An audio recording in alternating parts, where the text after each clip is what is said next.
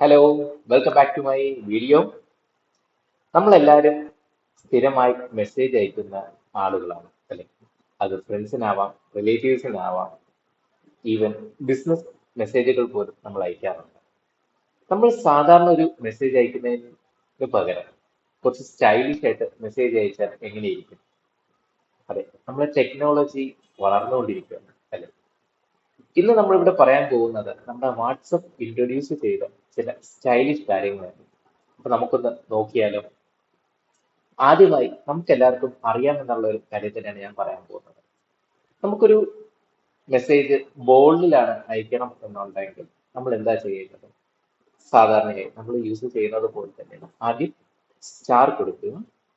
അതിനുശേഷം എന്ത് ചെയ്യുക? നമ്മൾ മെസ്സേജ് അവിടെ ടൈപ്പ് ചെയ്യുക. ഞാനിവിടെ മെയിൻ ടോപ്പിക് എന്ന് പറയുന്ന ഒരു ഹെഡിങ് ആണ് ഞാൻ കൊടുക്കാൻ പോകുന്നത്. ഞാനെന്ത് മെയിൻ ടോപ്പിക് എന്നൊരു വേർഡിന് ടൈപ്പ് ചെയ്തതിന് ശേഷം ഞാൻ അവസാനം വീണ്ടും ഒരു സ്റ്റാർ കൊടുക്കും. ഇപ്പൊ നിങ്ങൾ സ്ക്രീനിൽ കണ്ടതുപോലെ ആ ഒരു മെയിൻ ടോപ്പിക് എന്ന് പറയുന്നത് ബോൾഡ് ലെറ്ററിലേക്ക് മാറിയിരിക്കുന്നു അല്ലെ?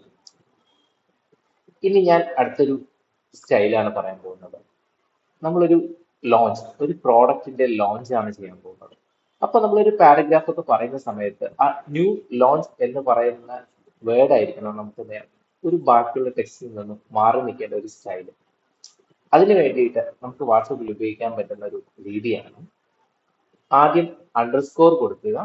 അത് കഴിഞ്ഞിട്ട് ന്യൂ ലോഞ്ച് ലോഞ്ച് കൊടുക്കുക.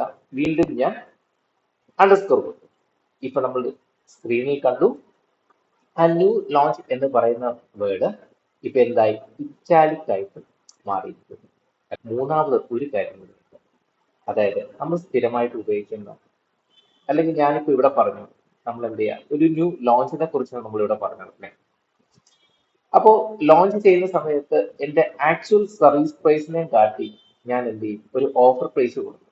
ഒരു എക്സാമ്പിൾ നമുക്ക് നോക്കാം. ഞാൻ നോർമലി ഒരു സർവീസ് കൊടുക്കുന്നത് ₹5,999 എന്ന് പറയുന്ന ഒരു എമൗണ്ടിനാണ്. ആ ഒരു സർവീസ് ഞാൻ എന്ത് ചെയ്യുന്നു? ഓഫർ ചെയ്യും. ഞാനിപ്പോ ₹1,999 എന്നുള്ള എമൗണ്ടിലാണ് ഞാൻ സർവീസ് പ്രൊവൈഡ് ചെയ്യാനായിട്ട് പോകുന്നത്. അപ്പൊ ഞാൻ എന്ത് ചെയ്യാൻ പോകുന്നു?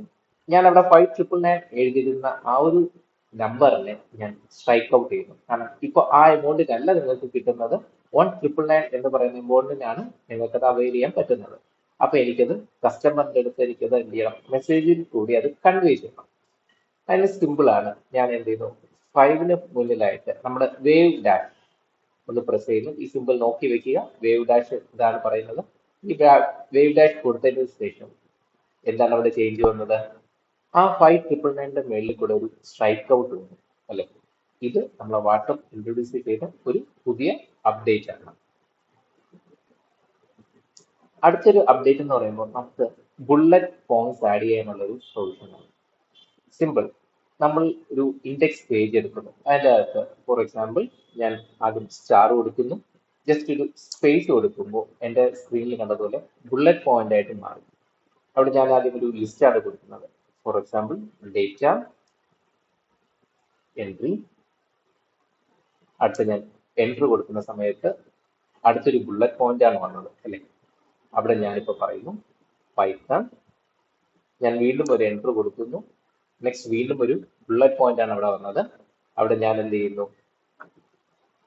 സി പ്രോഗ്രാം എന്നുള്ളൂ. ഇപ്പൊ ഞാൻ കണ്ടു, ഞാൻ എഴുതിയ പോയിന്റ്സ് എല്ലാം ഒരു ബുള്ളറ്റ് പോയിന്റ് ആയിട്ടാണ് അവിടെ ഡിസ്പ്ലേ വന്നിരിക്കുന്നത്. ഈ ഒരു ബുള്ളറ്റ് പോയിന്റ് നമുക്ക് എന്ത് ചെയ്യാൻ പറ്റും? നമുക്കൊരു ന്യൂമറിക്കൽ ബുള്ളറ്റ് പോയിന്റ്സ് ആയിട്ട് എങ്ങനെ ചേഞ്ച് ചെയ്യാമെന്ന് നോക്കാം. അതിന് സിമ്പിൾ ആണ്. ആദ്യം നോർമലി 1 ടൈപ്പ് ചെയ്യുക, ഒരു ഫുൾ സ്റ്റോപ്പ് കൊടുക്കുക, അതിനുശേഷം ഒരു സ്പേസ് കൊടുക്കുക. സെയിം നമ്മൾ ബുള്ളറ്റ് പോയിന്റ് ഇവിടെ ചേഞ്ച് വന്നിരിക്കുന്നു. അവിടെയും ഞാൻ എന്ത് ചെയ്യുന്നു? ആദ്യം ഡേറ്റ എൻട്രി എന്ന് കൊടുക്കുന്നു.